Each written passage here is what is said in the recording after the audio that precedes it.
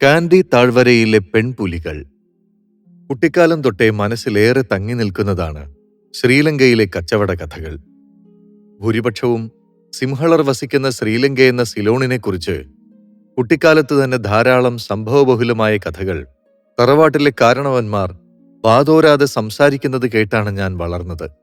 പുരാതന കാലം തൊട്ടുതന്നെ അതിപ്രധാന വാണിജ്യ കേന്ദ്രങ്ങളിലൊന്നും വാണിജ്യ കപ്പൽപാതകളുടെ പ്രധാന കേന്ദ്രവുമായിരുന്നു സിലോണെന്ന് എന്നിലെ കുട്ടിക്കച്ചവടക്കാരൻ മനസ്സിലാക്കിയിരുന്നു. ശ്രീലങ്കയുടെ വാണിജ്യ പ്രാധാന്യം പുരാതന കാലത്ത് തന്നെ കച്ചവടക്കാർ മനസ്സിലാക്കിയിരുന്നു. അറബികൾ ശ്രീലങ്കയിലെത്തി ചൈന, മലയ എന്നിവിടങ്ങളിൽ നിന്നുള്ള കച്ചവടക്കാരിൽ നിന്നും സാധനങ്ങൾ വാങ്ങി ആഫ്രിക്കയിലും മെഡിറ്ററേനിയൻ തീരങ്ങളിലും എത്തിച്ച് യൂറോപ്യന്മാർക്ക് വിറ്റിരുന്നു. അങ്ങനെ കിഴക്കും പടിഞ്ഞാറും നിന്നുള്ള കച്ചവടക്കാർക്ക് ചരക്കുകൾ പരസ്പരം കൈമാറുന്നതിനുള്ള കേന്ദ്രമായിരുന്നു ശ്രീലങ്ക. അറേബ്യൻ കുടിയേറ്റത്തിന് മുമ്പ് തന്നെ എന്റെ നാടായ തലശ്ശേരിയിൽ നിന്നടക്കം ധാരാളം മലയാളികൾ തൊഴിൽ തേടി സിലോണിലേക്ക് കപ്പൽ കയറി. മുമ്പ് പറഞ്ഞതുപോലെ തന്നെ വാണിജ്യ പശ്ചാത്തലമുള്ള എന്റെ പൂർവ്വ പിതാക്കന്മാരിൽ പലരും വ്യാപാരാർത്ഥം ഏറെക്കാലം സിലോണിലായിരുന്നു. വ്യാപാരാർത്ഥം പല രാജ്യങ്ങൾ ചുറ്റിവരുന്ന കാരണവന്മാർ സിലോണിൽ നിന്ന് ധാരാളം സാധനങ്ങളും കൊണ്ടുവന്നു. വിസ്മയകരമായി തോന്നിയ പല ഉൽപ്പന്നങ്ങളും അങ്ങനെ തലശ്ശേരിയിലുമെത്തി. കാരണവന്മാരും വല്യാപ്പയും മറ്റും സിലോണിൽ നിന്ന് എത്തുമ്പോൾ അവിടുന്ന് കൊണ്ടുവന്ന സാധനങ്ങൾ കാണാൻ ധാരാളം അയൽപ്പക്കക്കാർ എത്തുമായിരുന്നു. ബോൺചീനിയും തുണിത്തരങ്ങളും തടിയുൽപ്പന്നങ്ങളും പലതരം പ്ലേറ്റുകളും തുടങ്ങി ധാരാളം സാധനങ്ങൾ സിലോണിൽ നിന്ന് ഇങ്ങനെ തറവാട്ടിലെത്തി. വാണിയമ്പലത്തെ തറവാട്ടിൽ ഇത്തരത്തിലുള്ള ഒരുപാട് സാധനങ്ങൾ കണ്ടുവളർന്ന എനിക്ക് ഓരോ വസ്തുക്കൾക്കുമുള്ള കൗതുകം കണ്ട് അതുത്ഭവിച്ചു വന്ന പിന്നാമ്പുറ കഥകൾ അറിയണമെന്ന അതിയായ ആഗ്രഹവും മനസ്സിൽ കുടിയേറി. ചൈനയിൽ നിന്നുണ്ടാക്കുന്നതിനേക്കാൾ ഏറ്റവും നല്ല ബോൺചീനി ശ്രീലങ്കയിൽ ഉൽപ്പാദിപ്പിച്ചിരുന്നു. 10 ഗ്രാം വരെ ഭാരമുണ്ടായിരുന്ന ഇത്തരം കപ്പുകളുടെ നിർമ്മാണത്തിന് പിന്നിൽ ജപ്പാനായിരുന്നുവെന്ന് കാരണവന്മാരുടെ സിലോൺ അനുഭവ കഥകളിൽ നിന്ന് ഞാൻ മനസ്സിലാക്കി. ഈ ഒരു ചെറിയ രാജ്യത്ത് നിന്ന് ലോകത്തിന്റെ നാനാഭാഗങ്ങളിലേക്ക് പലതരം ഉൽപ്പന്നങ്ങൾ കയറ്റി അയക്കുമ്പോൾ അവിടെ എത്രമാത്രം കച്ചവടക്കാരും വാണിജ്യ ഉൽപാദന വിപണന കേന്ദ്രങ്ങളും ഉണ്ടാകുമെന്ന കുട്ടിക്കാലത്തെ തിരിച്ചറിവ് യഥാർത്ഥത്തിൽ എന്നോടൊപ്പം വളരുകയായിരുന്നു. അതിലുപരി ആ രാജ്യത്തെ ഭരണകൂടം എത്രത്തോളം പിന്തുണ വാണിജ്യ വ്യവസായ സംരംഭങ്ങൾക്ക് നൽകുന്നുണ്ടെന്ന ഉൾവിളിയും ശ്രീലങ്കയിലേക്ക് എന്നെ നയിക്കുന്നതിലേക്ക് കൂടുതൽ ഘടകങ്ങളായി. കച്ചവട സംബന്ധമായ എന്റെ വിയറ്റ്നാം, ഇന്തോനേഷ്യൻ യാത്രകൾ തുടരുന്നതിനിടയ്ക്ക് ദുബായിൽ വീണുകിട്ടിയ ഒരു ദിവസമാണ് ദുബായിലെ ശ്രീലങ്കൻ കോൺസുലേറ്റിലെ ഒരു ഉദ്യോഗസ്ഥൻ കരാമയിലെ തെപ്സ ട്രേഡിംഗിലെത്തുന്നത്. എംബസിയിലേക്ക് ഗിഫ്റ്റുകൾ വാങ്ങാൻ എത്തിയതായിരുന്നു അദ്ദേഹം. ഭൂഖണ്ഡങ്ങൾ താണ്ടിയെത്തിയ വിവിധ കലാസൗന്ദര്യങ്ങൾ ഞാൻ അദ്ദേഹത്തിന് പരിചയപ്പെടുത്തി. ചുരുങ്ങിയ സമയത്തിനുള്ളിൽ ശ്രീലങ്കയുടെ വ്യാപാര മേഖലകളെക്കുറിച്ച് ഒരുപാട് ഞാൻ സംസാരിച്ചു. അടുത്ത ദിവസം വൈകുന്നേരം എന്നെ അതിശയപ്പെടുത്തി ശ്രീലങ്കയുടെ ദേശീയ പതാക വഹിച്ച കാറിൽ UAE-യിലെ ശ്രീലങ്കൻ സ്ഥാനപതി കടയിലെത്തിയിരിക്കുന്നു. ആ അനൗദ്യോഗിക കൂടിക്കാഴ്ച ഒരു വഴിത്തിരിവായിരുന്നു. തലേ ദിവസം കോൺസുലേറ്റ് ഉദ്യോഗസ്ഥനുമായുള്ള സംഭാഷണം അദ്ദേഹം അംബാസഡറുമായി പങ്കുവയ്ക്കുകയും ഒരു പുതിയ വ്യാപാര നിക്ഷേപപാത തുറക്കുന്നതിലെ സാധ്യത മുന്നിൽ കണ്ടുകൊണ്ടുമാണ് എംബസിയിൽ നിന്നും അംബാസഡറുടെ നേതൃത്വത്തിൽ നയതന്ത്ര ഉദ്യോഗസ്ഥരുടെ വരവ്. ആ അനൗദ്യോഗിക കൂടിക്കാഴ്ച ഒരു വഴിത്തിരിവായിരുന്നു. കുട്ടിക്കാലത്ത് കേട്ടറിഞ്ഞ സിലോൺ കഥകൾ പങ്കുവച്ചപ്പോൾ അംബാസഡറും നയതന്ത്ര ഉദ്യോഗസ്ഥരും അമ്പരപ്പോടെ കേട്ടുനിന്നു. ഇതുവരെയും ശ്രീലങ്ക സന്ദർശിക്കാത്ത ഒരാൾ അതിപുരാതന വാണിജ്യ ചരിത്രം അതിശയോക്തി കലർത്താതെ പറയുന്നത് കേട്ട അമ്പരപ്പായിരുന്നു അവരിൽ കണ്ടത്. തങ്ങളുടെ രാജ്യത്തേക്ക് വിദേശ നിക്ഷേപകരെയും സന്ദർശകരെയും ആകർഷിക്കാനുള്ള ട്രേഡ് പ്രൊമോഷൻ പരിപാടിക്ക് UAE-യിലെ ശ്രീലങ്കൻ എംബസി തുടക്കം കുറിക്കുന്ന സമയമായിരുന്നു അത്. 4 മാസത്തിനകം ശ്രീലങ്കയിൽ ഇത് സംബന്ധിച്ച ഔദ്യോഗിക സന്ദർശനം നടത്താമെന്ന് അംബാസഡർ അറിയിച്ചു.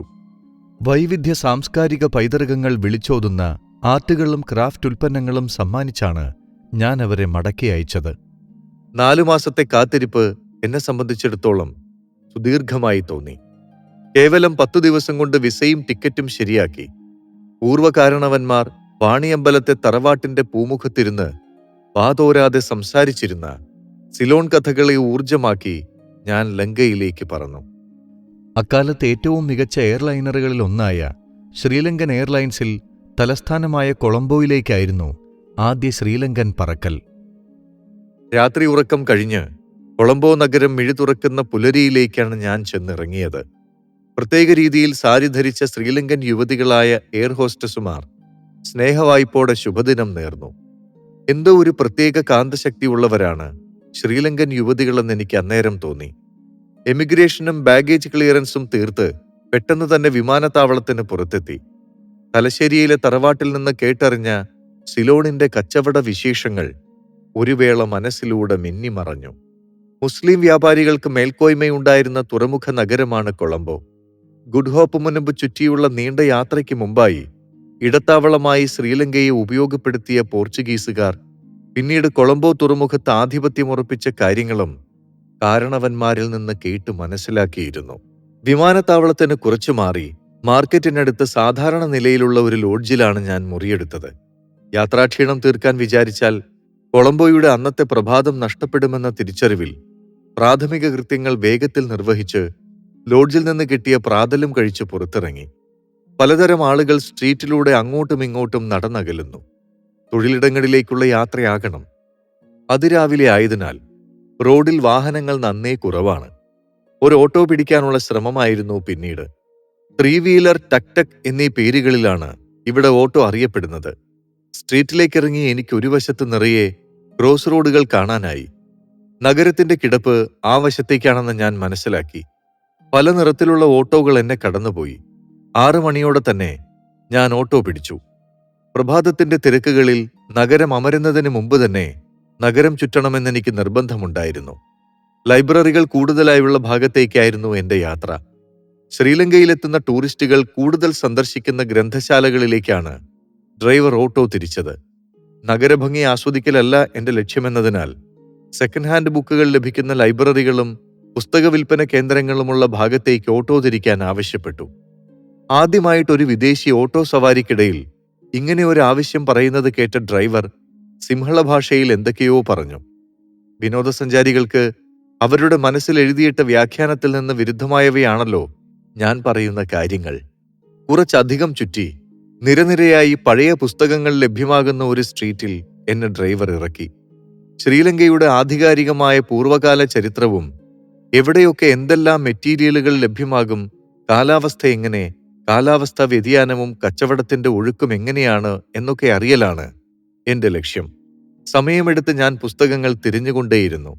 പല പുസ്തകങ്ങളുടെ താളുകൾ മറിച്ചുകൊണ്ടേയിരിക്കെ കാൻഡി എന്ന വാക്കെന്റെ കണ്ണിലുടക്കി. ടൂറിസ്റ്റുകൾക്കും കച്ചവടക്കാർക്കും ശ്രീലങ്കയുടെ നാനാവശങ്ങൾ മനസ്സിലാക്കാൻ ഉതകുന്ന ടുഡേ സിലോൺ എന്ന മാഗസിനിൽ നിന്നാണ് കാൻഡി എന്ന പ്രദേശത്തെക്കുറിച്ചുള്ള കൂടുതൽ വിവരങ്ങൾ എനിക്ക് മനസ്സിലാക്കാനായത്. മാസത്തിൽ ഒരു തവണ മാത്രമാണ് ടുഡേ സിലോൺ അച്ചടിക്കുന്നതെന്ന് പുറംചട്ടയിൽ നിന്ന് ഞാൻ മനസ്സിലാക്കി.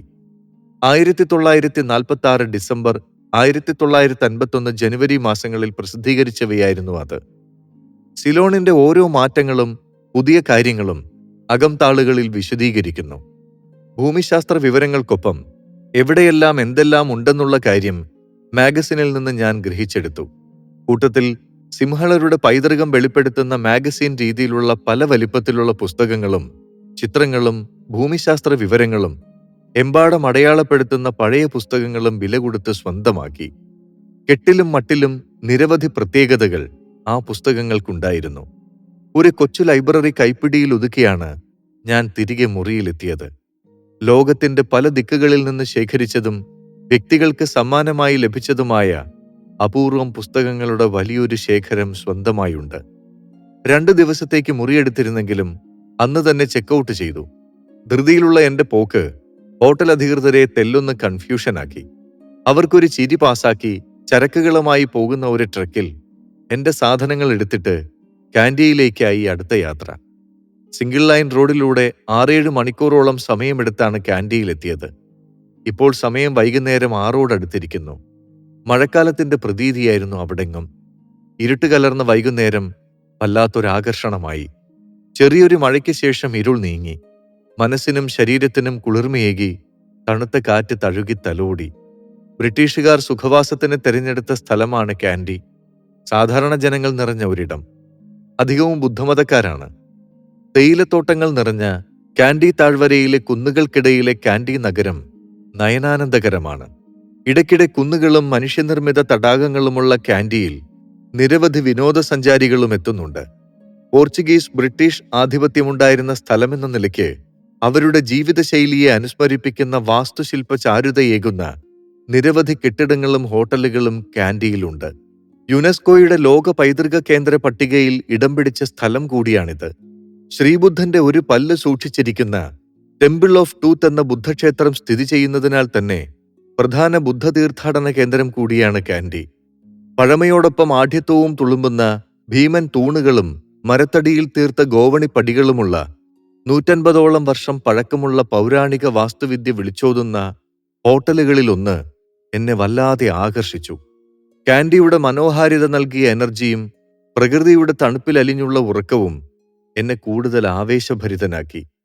തൊട്ടടുത്ത ദിവസം രാവിലെ തന്നെ ഞാൻ ചേംബറിലേക്ക് വെച്ചുപിടിച്ചു. കൊമേഴ്സ്യൽ മെറ്റീരിയലുകളെക്കുറിച്ച് മനസ്സിലാക്കി ആഗമനോദ്ദേശ്യം നടപ്പാക്കാനുള്ള വെമ്പലായിരുന്നു എനിക്ക്. കുന്നിന്മേടുകൾക്കും താഴ്വരകൾക്കുമൊപ്പം വൈദേശികാധിപത്യത്തിന്റെ അംശങ്ങൾ ഇപ്പോഴും എവിടെയൊക്കെയോ കാൻഡിയിൽ തങ്ങി നിൽക്കുന്നു. എന്റെ നാട്ടിൽ തലശ്ശേരിയിലും കേരളത്തിലെ മറ്റിടങ്ങളിലും കാണാൻ കഴിയുന്ന തെരുവ് ചന്തകളെ അനുസ്മരിപ്പിക്കുമാറുള്ള തെരുവ് കച്ചവടങ്ങൾ കാൻഡിയിലെ റോഡരികിലെങ്ങും നിത്യ കാഴ്ചയാണ്. ഭൂരിഭാഗവും കൃഷിക്കാരാണ് വിൽപ്പനക്കാർ. വീട്ടുപറമ്പിൽ കൃഷി ചെയ്ത് വിളവെടുക്കുന്ന വിളകളും കൈവേലകളാൽ തീർത്ത വീട്ടുപകരണങ്ങളുമാണ് തെരുവുകളിൽ അടുക്കിവച്ച് വിൽക്കുന്നത്. ചക്ക ഇവിടത്തെ ഒരു പ്രധാന വിഭവമാണെന്ന് തെരുവ് കച്ചവടത്തിൽ നിന്ന് തന്നെ ഞാൻ മനസ്സിലാക്കി. അടുക്കടുക്കായി പഴുത്തതും പച്ചയുമായ ചക്കകൾ, വാഴപ്പഴവും പപ്പായയും കപ്പയും വാഴക്കൂമ്പും വരെ വിൽപ്പനയ്ക്ക് വച്ചിരിക്കുന്നു. സ്ത്രീകളാണ് അധികവും വിൽപ്പനക്കാർ.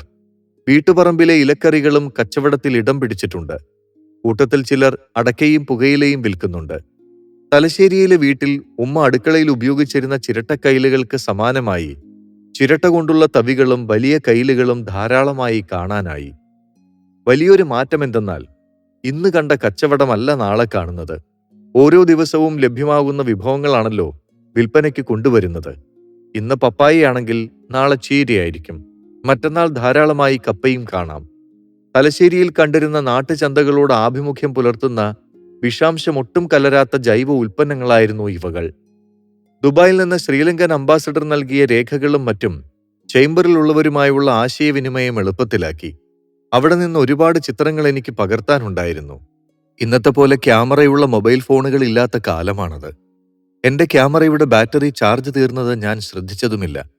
ഇതേ തുടർന്ന് ചേംബർ അധികൃതർ തന്നെ ഒരു ചെറുപ്പക്കാരൻ ഫോട്ടോഗ്രാഫറെ വിളിച്ചു വരുത്തി. ഏതൊരു സ്ഥലത്തെത്തിപ്പെട്ടാലും നമ്മുടെ അഭിരുചിക്കിണങ്ങിയ കാര്യങ്ങൾ മനസ്സിലാക്കുന്ന ഒരാൾ സഹായത്തിനുണ്ടാവുകയെന്നത് വലിയ അനുഗ്രഹമാണ്. ഫോട്ടോഗ്രാഫറായി വന്ന ശ്രീലങ്കൻ ചെറുപ്പക്കാരൻ സാഗർ 100% അതായിരുന്നു. ഒരു ഫോട്ടോഗ്രാഫർ എന്നതിലുപരി കലാകാരനും ചിത്രകാരനും അതിലുപരി ആർട്ടുകളെയും ക്രാഫ്റ്റുകളെയും കുറിച്ച് നല്ല അവബോധമുള്ളവനുമാണ്. സാഗറിന്റെ അച്ഛൻ കാൻഡിയിലെ പോസ്റ്റ് മാസ്റ്ററാണ്. ദേശത്തെ ജനങ്ങൾക്കെല്ലാം ആ കുടുംബത്തോട് വലിയ ബഹുമാനമായിരുന്നു. ശ്രീലങ്കയിലെ എന്റെ ലക്ഷ്യം പൂർത്തീകരിക്കാൻ സാഗറിനെ പോലുള്ള ചെറുപ്പക്കാരന്റെ സാന്നിധ്യം മനസ്സിലാക്കി 10,000 ശ്രീലങ്കൻ റുപ്പീസ് മാസശമ്പളത്തിന് സാഗറിനെ കൂടെ കൂട്ടി. ചേംബറിൽ നിന്നിറങ്ങിയ ഞാൻ സാഗറിനൊപ്പം അവരുടെ ഗ്രാമത്തിലെത്തി. താരതമ്യേന നിത്യവരുമാനത്തിന് പ്രയാസപ്പെടുന്ന പാവപ്പെട്ട ജനങ്ങളായിരുന്നു അവിടെങ്ങും. എന്റെ വരവിന്റെ ഉദ്ദേശം ഇതിനകം ഞാൻ സാഗറുമായി പങ്കുവച്ചിരുന്നു.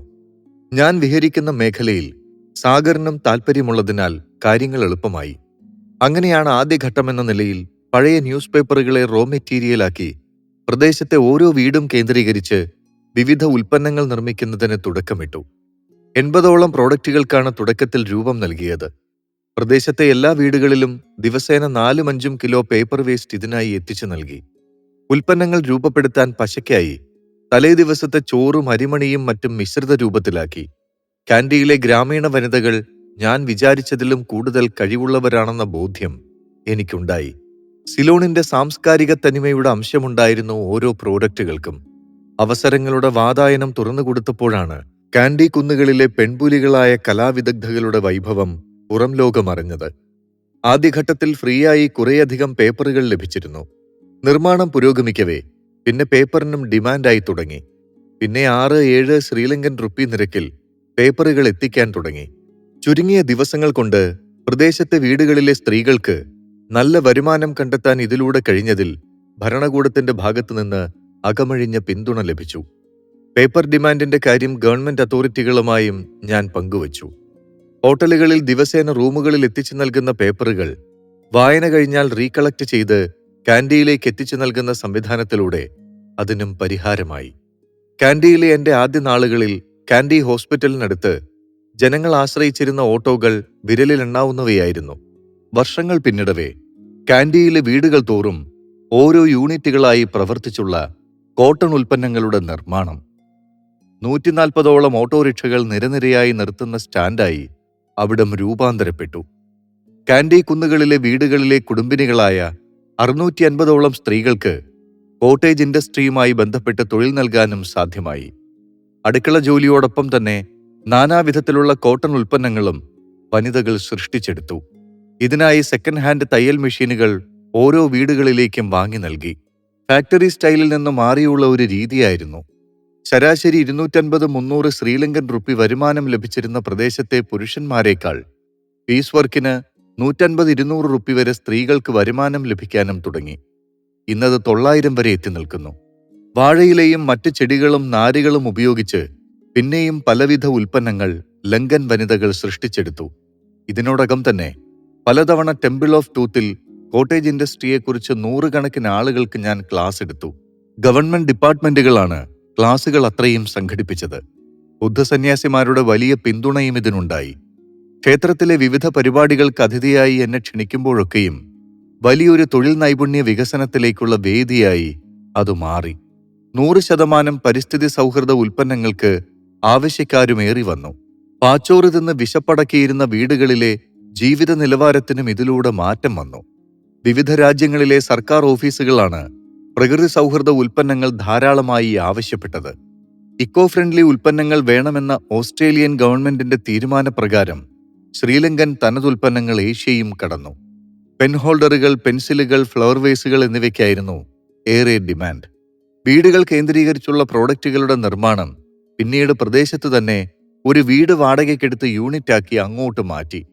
ഓരോ മാസവും മികച്ച 3-4 ഉൽപ്പന്നങ്ങൾക്ക് പ്രത്യേക സമ്മാനങ്ങളും ഞാൻ നൽകി തുടങ്ങി.